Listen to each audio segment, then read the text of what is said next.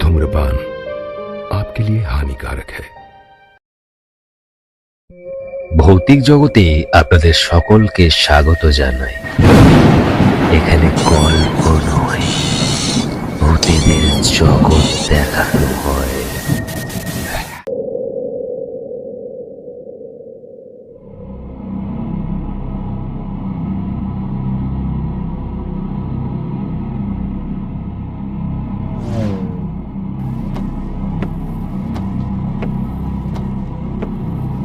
অনিতা, শেষ অবধি কি ভাবলে? কারের স্টিয়ারিংটা সামলে সুনীল অনিতাকে জিজ্ঞেস করলো, কিন্তু অনিতা পুরো চুপ ছিল। কে জানে তার মনটা কোথায় ছিল। আকাশ থেকে পড়ে থাকা বৃষ্টির ফোঁটাগুলো সে মন দিয়ে দেখছিল। তার চোখে জল ছিল। মনের মধ্যে কিছু একটা ভাবনা তাকে চিন্তিত করে তুলেছিল। সুনীল আর অনিতার বিয়ে হয়ে প্রায় 5 বছর হয়ে গেছিল। বিয়ের সময় সেই সব কথাগুলো অনিতার মনে পড়ছিল। অনিতা মা, ছেলেটা ডাক্তার, আর ওর বাবার অনেক বড় কারখানা আছে, ঘর বাড়ি চাকর বাকর সব আছে। খুব ভালো সম্বন্ধ মা, মানা করো না। তার বাবার বলে থাকা এইসব কথাগুলো তার আজও মনে ছিল। অনিতা, আমি কিছু বলছি, তোমার মনটা কোথায় আছে? যেই সুনীল অনিতার উপরে জোরে চেঁচালো, অনিতা আচমকা ভয় পেয়ে গেল। নিজের চোখের জল পুছে সে সুনীলের দিকে তাকালো আর বলল, সুনীল, আমাকে ক্ষমা করে দাও, কিন্তু এখন আমি আর এসব সহ্য করতে পারছি না। ওর এইসব কথাগুলো শুনে সুনীল রেগে মেগে কারের ব্রেকটা জোরে দাবালো। চলো, গাড়ি থেকে নামো। সুনীল খুব রেগে গেছিল। অনিতা অনেক ভয়তে ছিল। রাত্রির প্রায় 11টা বেজেছিল। বৃষ্টি থামার কোনো চিহ্ন ছিল না। বাড়ি অনেকটাই দূরে ছিল। আর সুনীল রাগে। অনিতা, আমার ধৈর্যর পরীক্ষা নিও না, চুপচাপ গাড়ির থেকে বের হয়ে যাও তুমি। সুনীল, আমাকে ক্ষমা করে দাও। এত রাতে আমি বাড়ি কি করে ফিরবো? আমার খুব ভয় করছে। সুনীল, প্লিজ। রাখো তোমার ক্ষমা তোমার কাছে। যদি তুমি মরেও যাও না, তাতে আমার ভালোই হবে। প্রাণে বাঁচবো আমি। যেই সুনিতা গাড়ির থেকে নামলো, সুনীল গাড়ি শুরু করে দিল আর ঘরের দিকে এগিয়ে গেল। কিন্তু অনিতার জন্য এইসব কিছু নতুন ছিল না। মার পিঠ, 3-4 দিন ধরে না খেতে পাওয়া, চাকরদের থেকেও খারাপ অবস্থায় ছিল সে। বৃষ্টিতে ভেজা অবস্থায় সেই নির্জন রাস্তাতে অনিতা একটা পুতুলের মতন দাঁড়িয়ে সুনীলকে সেইখান থেকে চলে যেতে দেখছিল। ওর কাছে কোনো উপায় ছিল না। সে একলা সেই রাস্তা দিয়ে হেঁটে যাচ্ছিল। মনে অনেক ভাবনাও আসছিল। এরকম বাঁচার থেকে তো মরে যাওয়া ভালো। কোনো গাড়ির সামনে ঝাঁপ দিয়ে নিজেকে মেরে ফেলি। হঠাৎ অনিতা কারোর কান্নার আওয়াজ শুনতে পায়। অনিতা দাঁড়িয়ে গেল আর ভালো করে মন দিয়ে সেই আওয়াজটা শুনতে শুরু করলো। এটা কোনো বাচ্চার আওয়াজ ছিল। অনিতার অদ্ভুত মনে হলো, কারণ আশেপাশে না কোনো গ্রাম ছিল, না কোনো বস্তি। তাহলে সেই বাচ্চাটার আওয়াজ আসছে কোথায় থেকে? সে আশ্চর্য হয়ে যায়। সে পেছনে মুড়ে দেখল, কিন্তু পেছনে কেউ ছিল না। ছিল শুধু কালো অন্ধকার আর নির্জন রাস্তা। হঠাৎ করে সেই আওয়াজটা একবারে বন্ধ হয়ে যায়।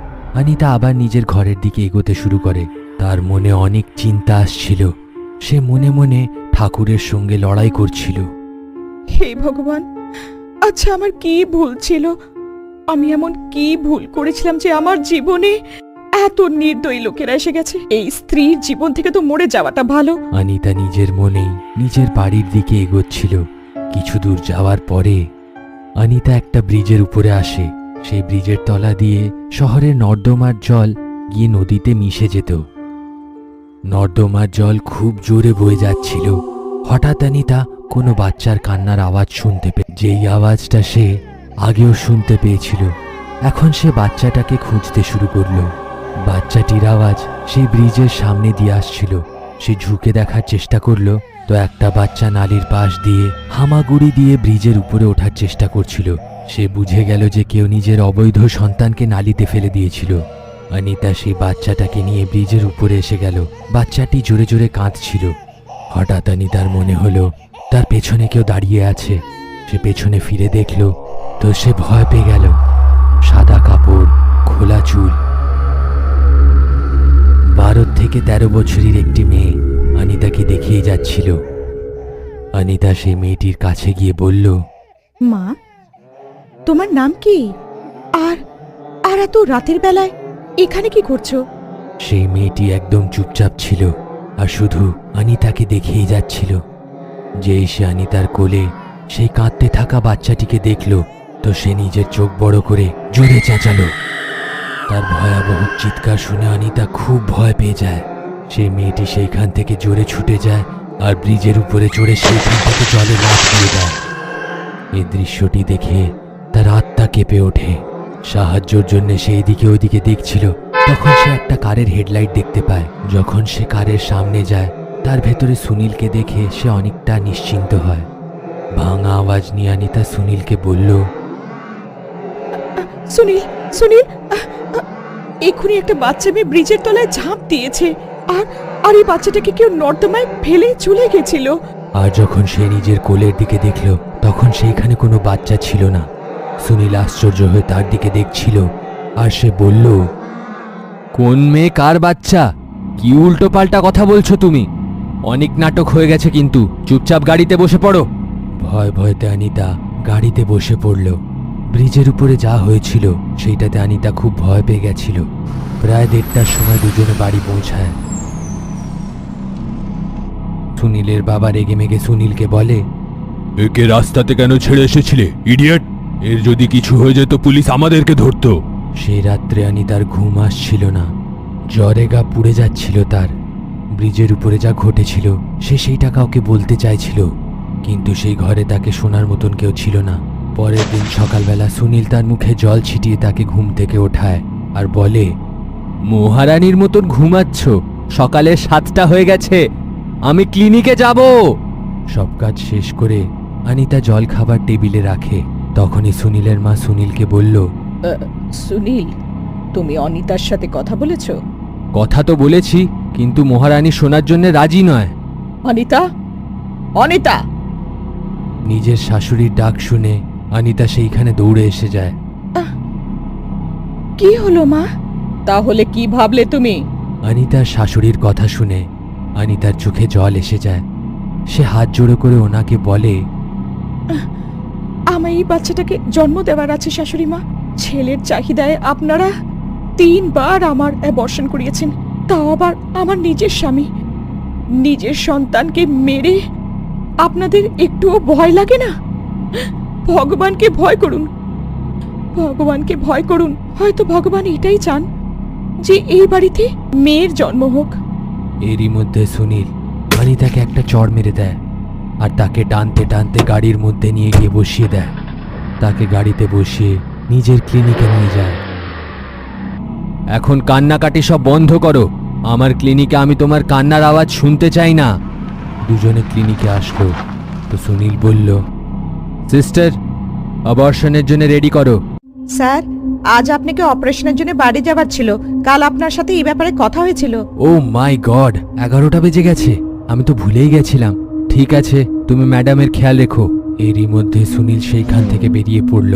অনিতা ক্লিনিকে বসে তার অপেক্ষা করছিল। কখন সন্ধে হয়ে গেল সে জানতেই পারল না। ম্যাডাম, আপনি এখানে বিশ্রাম করুন। সুনীল স্যার এক্ষুনি চলে আসবেন আর আমি আপনাকে উঠিয়ে দেব। অনিতা বেডে শুয়ে পড়ল আর ভাবতে ভাবতে তার ঘুম পেয়ে গেল। অনিতা, অনিতা, ওঠো তাড়াতাড়ি, বাড়ি যেতে হবে। আমি গাড়িতে তোমার অপেক্ষা করছি। অনিতা গাড়িতে বসে পড়ল। বৃষ্টি থামার কোনো চিহ্ন ছিল না। কিছু দূর পরেই সেই ব্রিজ আসছিল, যেখানে অনিতা অদ্ভুত জিনিস অনুভব করেছিল। সে খুব ভয় পেয়ে গেছিল। এরই মধ্যে গাড়ি পাঞ্চার হয়ে গেল। ও গড, একে এক্ষুনি পাঞ্চার হওয়ার ছিল। তুমি গাড়িতে বসো, আমি দেখছি। অনিতা গাড়িতে বসে বসে সেই ব্রিজের দিকে চেয়েছিল। হঠাৎ সে ব্রিজ থেকে সেই বাচ্চার কান্নার আওয়াজ শুনতে পায়।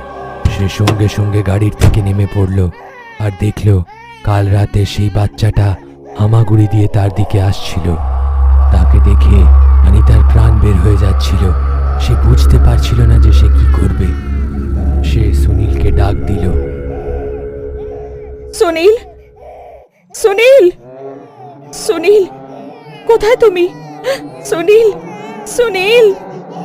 কিন্তু সুনীলের কোনো পাত্তা ছিল না। কিছুক্ষণের মধ্যেই সেই ব্রিজের উপরে একটা নয়, দুটো নয়, 10টার থেকে 15টা বাচ্চারা হামাগুড়ি দিয়ে অনিতার দিকে আসতে শুরু করে। সে ভয়তে পাথর হয়ে গেছিল। সে বুঝতে পারছিল না যে সে কি করবে। হঠাৎ তার পায়ের দিকে সে কিছু অনুভব করে। সে পায়ের দিকে দেখল তো তার বুক ফেটে যাচ্ছিল, কারণ ওর পায়েতে ওর স্বামী সুনীল রক্তাক্ত অবস্থায় তাকে করুণ দৃষ্টিতে দেখছিল। সে তার থেকে সাহায্যর ভিক্ষে চাইছিল। হঠাৎ অনিতা সামনের দিকে দেখল, আর অনিতা যা দেখল তাতে সে বিশ্বাস করতে পারছিল না। ওর সামনে একটা 12-13 বছরের বাচ্চা মেয়ে দাঁড়িয়েছিল। তার হাতে একটা লোহার রড ছিল, যার থেকে রক্ত টপ টপ করে পড়ছিল। হঠাৎ সে অনিতার সামনে এসে গেল। অনিতার হৃদয়ের স্পন্দন প্রায় বন্ধ হয়ে গেছিল। সেই মেয়েটা অনিতাকে দেখে হঠাৎ চেঁচিয়ে ওঠে, আর সেই রডটা নিয়ে সুনীলের হৃদয় আর পার করে দেয়। অনিতা ম্যাডাম কি হলো? অনিতা ম্যাডাম কি হলো? অনিতা যখন ঘুম থেকে উঠল তখন সে ক্লিনিকেই ছিল।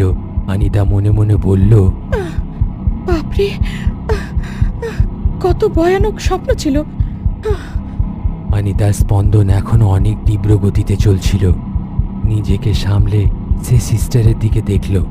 সিস্টার অনেক চিন্তিত দেখাচ্ছিল। ক্লিনিকের বাইরে একটা কনস্টেবল দাঁড়িয়েছিল। অনিতা ঘড়ির দিকে দেখল তো সকাল 6টা হয়ে গেছিল। ম্যাডাম, আপনাকে আমাদের সাথে যেতে হবে। অনিতার এইসব অদ্ভুত মনে হচ্ছিল। ওরা অ্যাম্বুলেন্সে বসে পড়ল, সঙ্গে সিস্টারও ছিল। যেই অ্যাম্বুলেন্স সেই ব্রিজের উপরে পৌঁছালো, সেইখানে লোকেরা ভিড় করে দাঁড়িয়েছিল। অনিতা নিচে নেমে গেল।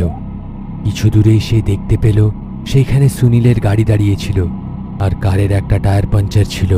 অনিতা বুঝতে পারছিল না যে কি ঘটছে। এরই মধ্যে অনিতা কারোর কান্নার আওয়াজ শুনতে পায়। সামনে গিয়ে দেখাতে তো তার শাশুড়ি জোরে জোরে কাঁদছিল। আর যেই সে নিচের দিকে দেখল, তার পায়ের তলার থেকে মাটি সরে গেছিল। নিচে সুনীলের সব পড়েছিল।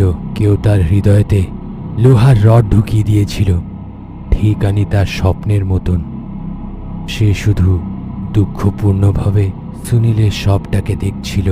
এরই মধ্যে সে কিছু লোকেদের আওয়াজ শুনতে পায়। আরে ডাক্তার ছিল, শুনেছিলাম নাকি অবৈধ রূপে যৌন পরীক্ষণ করত, আর যদি মেয়ে থাকতো তাহলে অবর্ট করে এই নর্দমাতে এনে ফেলে দিত। কে জানে তাকে কে মেরে ফেললো। পুলিশও বুঝতে পারছে না যে কি হয়েছে। এই পাপের হাঁড়ি যখন পূর্ণ হয়ে যায় না, তখন ঈশ্বর কোনো না কোনো রূপে শাস্তি নিশ্চয়ই দেয়। অনিতা সেইখানে শুধু চুপচাপ দাঁড়িয়েছিল। তার গর্ভতে বেড়ে ওঠা সেই মেয়েটাকে জন্ম নিতে এখন কেউ আটকাতে। কখনো আমাদের সঙ্গে এমন কিছু ঘটনা ঘটে যায় যেটা বিজ্ঞান হয়তো তার ব্যাখ্যা দিতে পারে না। কখনো কখনো এমন কিছু ঘটনা আমাদের জীবনে ঘটে যেটা বৈজ্ঞানিকদের ধারণার সঙ্গেও মেলে না, কিন্তু তারপরেও সেই ঘটনাগুলো ঘটে যায় এবং যার কোনো উত্তর আমরা পাই না। তো সেই ঘটনাগুলো সত্যিই হয়, অলৌকিক হয়। তো শেষে একটাই কথা বলবো, বিশ্বাসে মেলায় বস্তু, তর্কে বহুদূর। তো বিশ্বাস করুন, সঙ্গে থাকুন, পাশে থাকুন, আর খুব ভালো থাকুন, কারণ অলৌকিক হয়।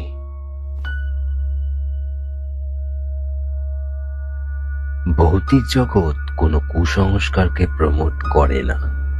এই ঘটনাগুলোকে গল্প আকারে নেওয়াই হবে বুদ্ধিমানের কাজ। আমাদের ভিডিওগুলো আপনাদের যদি অবশ্যই ভালো লেগে থাকে, তবে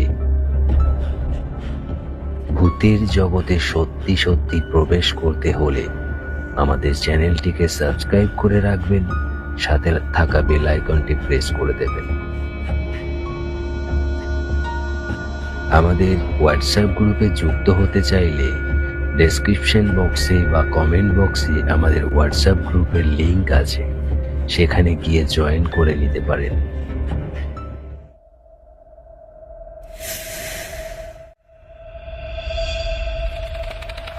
কি বলেছিলাম তো, তারা হয়, তারা আসে,